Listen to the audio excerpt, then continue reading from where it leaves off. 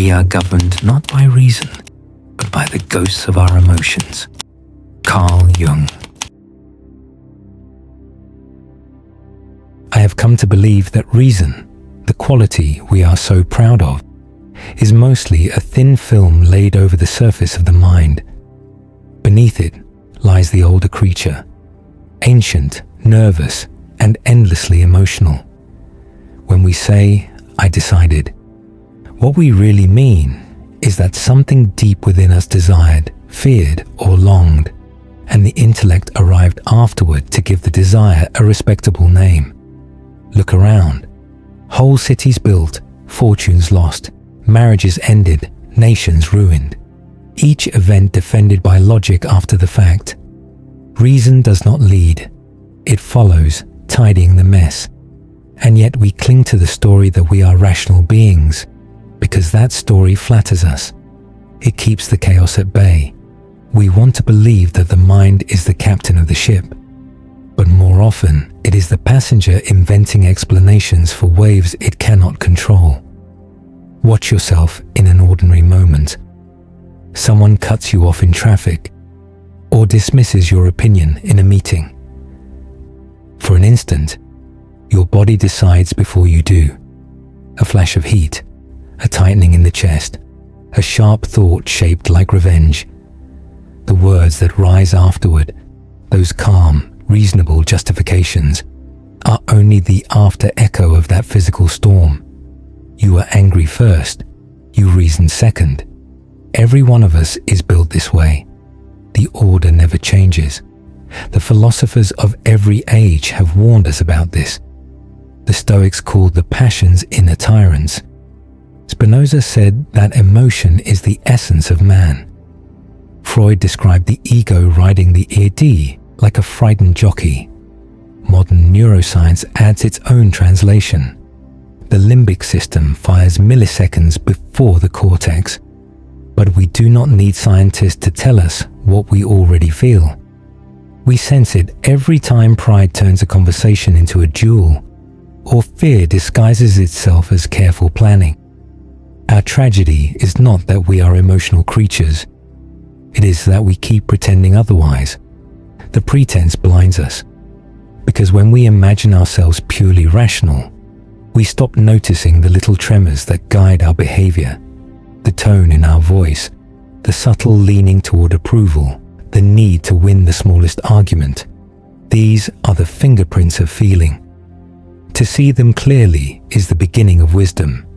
To deny them is to be governed by them. The people who appear calm, detached, logical, look closer. Their composure is often a fortress built over panic. They do not speak from clarity but from habit. They have trained the face to stay still while the inner self trembles. The world rewards that mask and calls it intelligence. But repression is not mastery. True control begins when a person can admit, "I am moved by things I do not yet understand." When we accept this, life becomes strangely lighter. We no longer waste energy defending the illusion of perfect control. We can begin to observe ourselves as we are, bundles of emotions searching for coherence. And from that honesty, a different kind of reason appears.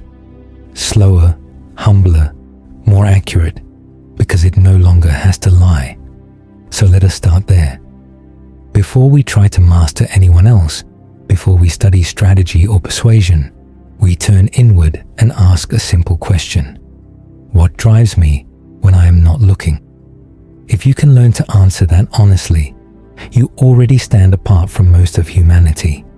For the rest are still busy proving that they never act from feeling, even as their lives are quietly ruled by it. When people speak of emotion and reason, they imagine two opposing forces, one wild and impulsive, the other cool and deliberate. It is a comforting image, like two sides of a scale that can be balanced with practice. But that picture is false. Emotion is not the rival of reason. It is its foundation. Every thought you call rational is built upon a feeling that came first, a desire to survive, to belong, to be right, to feel safe. The heart does not wait for the head's permission. It moves, and the intellect runs after it, trying to translate motion into meaning. Our ancestors were not thinkers first. They were animals trying not to die. Long before we learned to form sentences, the body had learned to tremble at danger, to crave approval, to rage at humiliation. Those reflexes carved deep grooves into our nervous system, and we still live within them. What you call your mind is mostly the voice of those old reflexes speaking through a modern tongue. You cannot out-reason instincts that are millions of years older than the words you use to describe them. Modern science confirms what ancient sages guessed. The emotional brain, the limbic system, fires its signals in less than a heartbeat. The prefrontal cortex, the seat of deliberate thought, comes afterward, choosing which story to attach to the feeling. You see a face, you sense threat or attraction, and only then do you explain why. The order never reverses. Even the mathematician solving equations works from a quiet emotional current. The satisfaction of pattern, the thrill of discovery, the relief of control. Remove all emotion and the will to think disappears. No one reasons without wanting something. This is why societies built entirely on logic always collapse into hysteria. They underestimate the appetite of the heart. Ideologies begin as ideas and end as crusades because beneath every rational plan lies an unexamined need to feel pure, to feel superior, to feel secure. The leaders believe they are serving truth, but they are serving emotion disguised as truth. Every revolution, every religion, every movement of genius or madness follows the same law, the flame of feeling first, the architecture of reason later. You can see it in daily life. Watch two people arguing. Their words seem logical, but listen carefully and you will hear tone.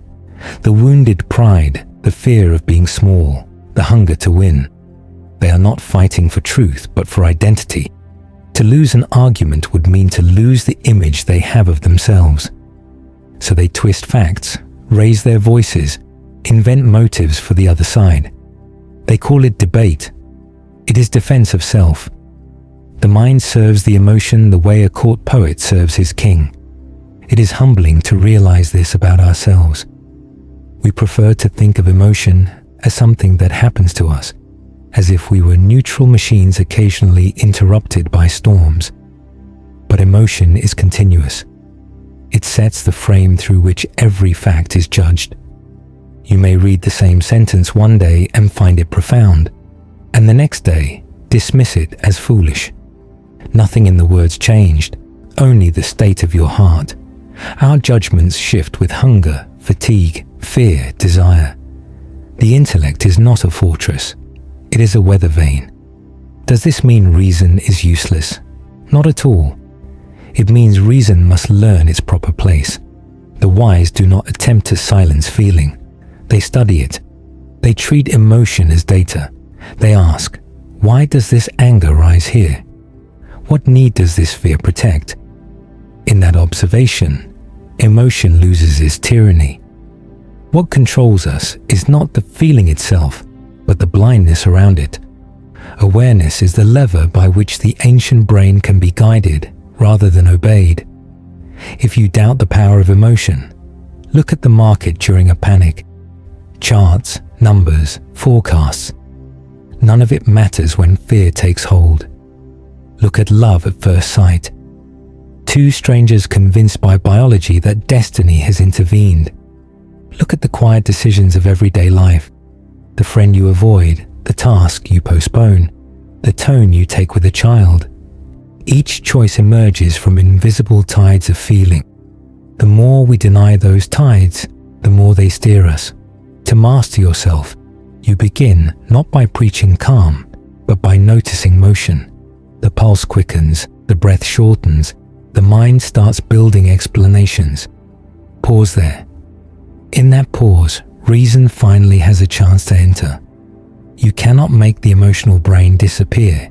You can only slow its hand long enough for the observing mind to see what is being done. That small act, seeing, breaks the spell. We call that gap awareness, but it is really humility. It is the admission that emotion will always move first. Awareness does not erase feeling. It lets you witness it without becoming it. And once you can watch a feeling rise and fall without chasing it, you begin to taste freedom. Not the cold freedom of detachment, but the steady freedom of understanding. That is why emotion always wins, because it is the source of every victory, even the victory of self-control. If we were rational creatures, life would be simple. We would eat only when hungry, spend only what we have, love those who treat us well, and walk away from those who don't. But look around. The world is filled with people doing the opposite, often knowing better yet unable to stop themselves. We chase what hurts us, we defend what limits us, we sabotage what could save us. Reason watches helplessly from the corner, whispering warnings that emotion drowns out. Irrationality is not a rare disease. It is the atmosphere in which we live. It colors every decision we make. You see it when someone stays in a relationship that has long turned cold. They tell themselves it's loyalty, or hope, or faith. Often it is fear. Fear of emptiness, of starting again, of confronting who they are when alone. The mind produces elegant excuses for what the heart refuses to release. You see it in money. Ask anyone who has lost a fortune. They will show you spreadsheets and trends, but behind the numbers there was always emotion. Greed disguised as confidence, fear disguised as prudence. The markets rise and fall because of mass feeling, not collective reason. Even professionals, people trained to think objectively, are drawn into the herd. They call it sentiment because that is what it is. The shared mood of millions pretending to be rational. Watch politics. We like to imagine citizens weighing evidence, comparing policies, voting for the common good. In truth, most people vote for identity. They vote to confirm who they believe they are or who they fear becoming. Pride and resentment guide the hand that marks the ballot. Every era believes itself enlightened, yet each is ruled by its own emotional myth. The slogans change, the psychology does not. Our daily social lives are no different. We choose friends not because they are good for us, but because they echo us. We seek those who confirm our emotions, anger, excitement, cynicism, even misery. We call it chemistry. It is comfort, the ease of not being challenged. When someone threatens our emotional narrative, we label them toxic or arrogant and retreat into circles that protect our preferred feeling.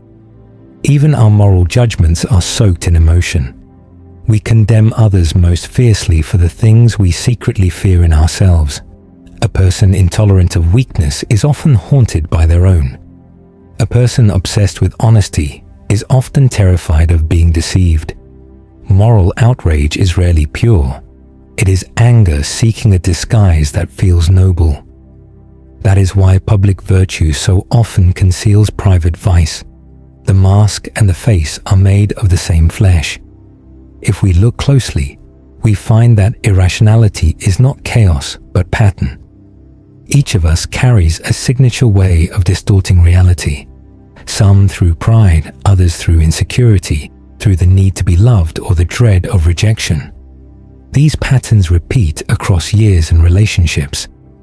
You may think you are choosing new partners, new jobs, new friends, but you are often reenacting the same old emotion under a new name. Until you see the pattern, it runs you. Consider how people communicate. Arguments on the internet, shouting matches on talk shows, the endless noise of outrage. Everyone claims to be defending truth, but listen, no one is trying to understand. They are trying to feel right. the moment someone threatens that feeling, they become the enemy. That is not discourse. It is emotional combat dressed in logic's clothing, and it leaves everyone more convinced and more blind. In quieter moments, the same forces operate. The fear that keeps you from speaking an idea in a meeting. The pride that keeps you from apologizing. The envy that turns someone else's success into your suffering. These are not isolated impulses. They are the architecture of our days. They determine who advances, who retreats, who thrives, who repeats the same mistakes under new circumstances. The danger is not that we feel. Feeling is unavoidable. The danger is when we mistake our feelings for facts. When anger tells us a person meant harm. When attraction tells us someone is good. When fear tells us the future is doomed. Once emotion takes the throne, evidence is bent to fit its rule. We stop learning because we already know. And nothing is harder to correct than certainty born of emotion. If this all sounds grim, it is also liberating. To see how emotion shapes everything is to stop expecting perfection from yourself and others. You begin to forgive, not out of weakness, but from recognition. You stop wasting energy arguing with the irrational world and start studying it. And in studying it, you gain a strange calm. You no longer need everyone to be logical for life to make sense. You can navigate the madness because you understand its language. That is the first skill of mastery. To watch human behavior without surprise. To see the pattern beneath the performance. When you grasp that the irrational is constant, you stop being deceived by the mask of reason people wear, including your own. From there, control becomes possible. Not over others, but over your reactions to them. And that is where the path toward power and toward peace truly begins. Every irrational act begins in a private wound. We are born into confusion, into noise, need, and dependence. And we spend the rest of our lives trying to make that chaos feel organized. Long before you could think in words, you were already forming emotional maps of the world. Who comforted you? Who frightened you? What earned you love? What brought silence? Those early impressions harden into invisible laws, personal commandments that govern your later logic. You do not remember making them, yet they shape every argument you lose, every obsession you chase, every judgment you pronounce. This is why two people can live through the same event and tell utterly different stories about it. One person sees betrayal where the other sees necessity. One finds adventure where another sees danger. The event is neutral. The interpretation is ancient.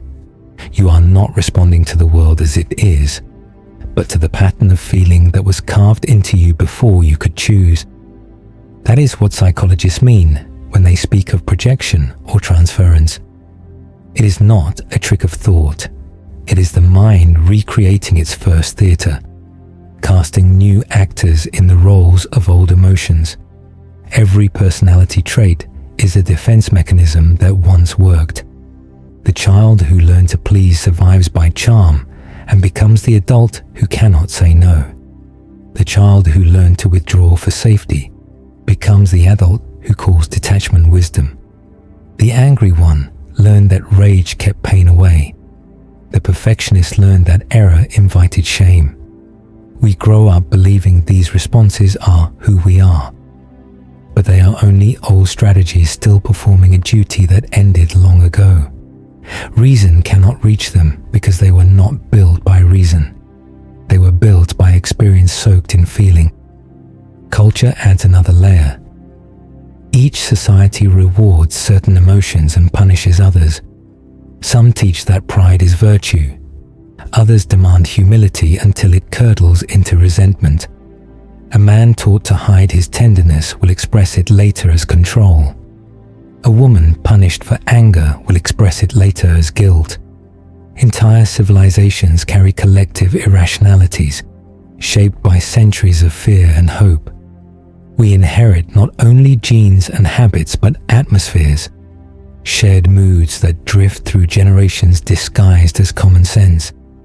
The self we present to the world is mostly an argument against our past. We insist we are calm to hide the panic we once felt. We insist we are independent to deny how deeply we once depended. The louder the claim, the deeper the insecurity beneath it. This is why confident people rarely need to announce their confidence. They are not arguing with an inner opponent. The rest of us, caught in hidden debates with our younger selves, turn every choice into proof that we have escaped. But escape is an illusion. Until you acknowledge the origin of your emotions, you are still bound to them. Observe how memory distorts. When you recall a painful moment, you think you are remembering the past. You are actually recreating the emotion in the present. The body does not know the difference. It floods with the same chemicals, the same tension. That is why an old humiliation can still make your pulse race decades later. Your reason says, it's over. Your emotion replies, not yet. And until you learn to mediate that conversation, the past will keep repeating itself through new situations that feel hauntingly familiar. This continuity is what makes human nature predictable. Each person carries a set of emotional equations. If ignored, respond with anger. If praised, offer loyalty. If threatened, withdraw or attack. We call these traits, but they are conditioned responses. They give life its rhythm and tragedy. The same longing that drives a person to create can drive them to destroy when unacknowledged. Genius and dysfunction often share the same root, an intensity of feeling that the intellect merely channels. To trace these roots requires honesty that few people attempt. It means questioning the stories you tell about yourself. The one that says you are strong, the one that says you are misunderstood, the one that explains every failure as someone else's fault. Behind each story lies a protection plan, and behind each plan lies fear. That fear is the real author of much of what you do. It sits quietly in the background, steering choices so that you never again feel the helplessness of your earliest memories. Understanding this does not make you weaker. It makes you conscious. Once you can say, this anger is older than this moment, the anger loses its claim to necessity. You begin to respond rather than repeat. And slowly, reason and emotion start to reconcile. Not because reason has conquered, but because emotion has been seen. Seen clearly, emotion softens. Ignored, it rules. This is where mastery begins, in tracing your own irrationality back to its source and treating it not as an enemy, but as an inheritance to be studied. Every insight into yourself unties another knot, and the more knots you untie, the freer your actions become. Not perfectly rational, but deliberate, grounded, and human. To deny emotion is to deny the engine of life. Many people imagine that the way to become wise is to suppress feeling, to build a mind of glass, untouched by fear or longing. They mistake numbness for strength, but nothing that is repressed truly disappears. It only changes costume. The anger you refuse to feel becomes cold cynicism. The envy you will not name becomes judgment. The grief you rush past hardens into apathy. A lifetime of control built on denial ends not in calm, but in distance. From others, from yourself, from any genuine joy. You can see this pattern everywhere. The executive who never allows vulnerability slowly loses the ability to connect. Colleagues obey, but never trust him. The parent who hides anxiety behind discipline raises children who fear honesty. The lover who prides herself on independence can ask for tenderness and confuses isolation with dignity. Each is ruled by emotion, while claiming to be free of it. Denial is simply another form of obedience. When people speak of being objective, they often mean they have learned to ignore their inner life. Yet, objectivity born of repression is brittle. One unexpected insult, one moment of shame, and the composure cracks.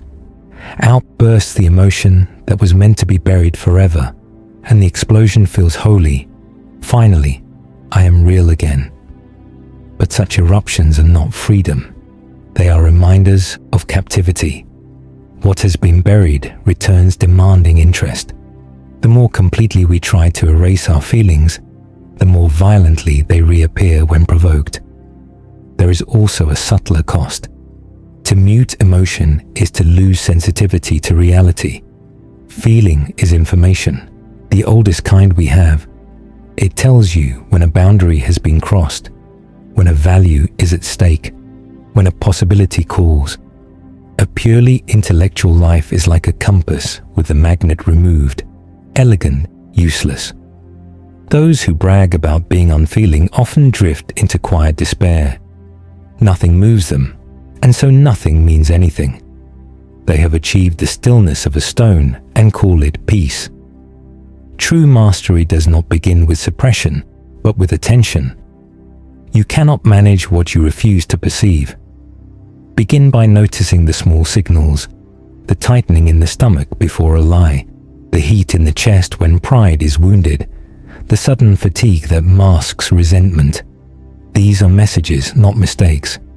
To notice them without judging is to take the first step out of automatic living. Observation creates distance. Distance allows choice. Next, give emotion a language. Most people know only a few words: angry, sad, fine, tired. Expand the vocabulary. There is a difference between irritation and humiliation, between affection and dependency. The finer your distinctions, the greater your freedom. A vague feeling controls you. A named one can be handled. Words turn storms into weather reports. Then trace the emotion backward. Ask, what am I defending? What fear is being touched? Almost always the fear is smaller than the reaction. You will discover that much of what offends you today is an echo of something unfinished yesterday. Seeing this does not erase the emotion, but it reduces its authority. You are no longer the child inside the feeling. You are the adult witnessing it. From there, cultivate what the ancients called composure. Not the absence of emotion, but the space around it. Composure allows passion without possession, conviction without blindness. It is the ability to let a feeling pass through you without building a house for it. When you can do that, reason and emotion become partners rather than enemies. Thought gives shape to feeling. Feeling gives life to thought. This kind of mastery takes time. It grows through repeated awareness, through small corrections made in the heat of living. You notice yourself exaggerating a story to win sympathy, and you stop mid-sentence. You catch the flicker of envy and breathe before it becomes bitterness. Each pause strengthens the muscle of consciousness.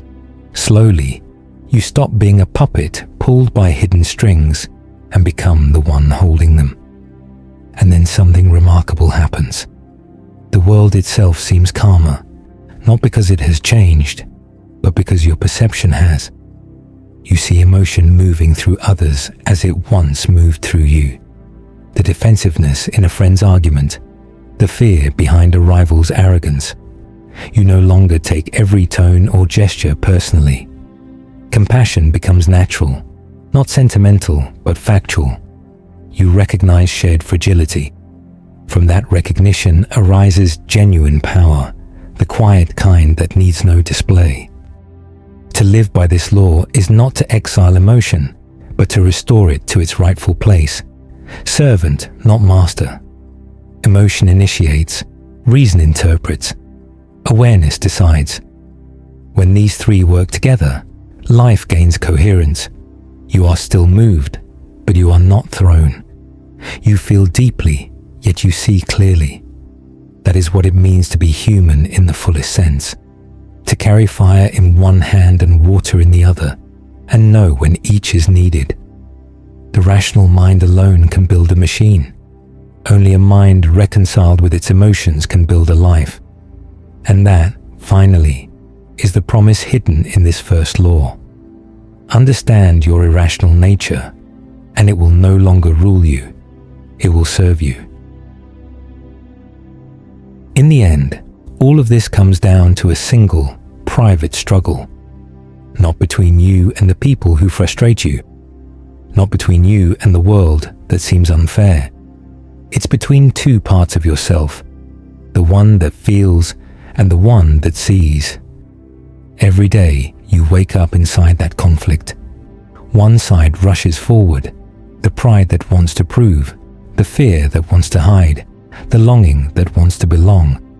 The other side watches, asks, pauses. If the watcher sleeps, emotion rules.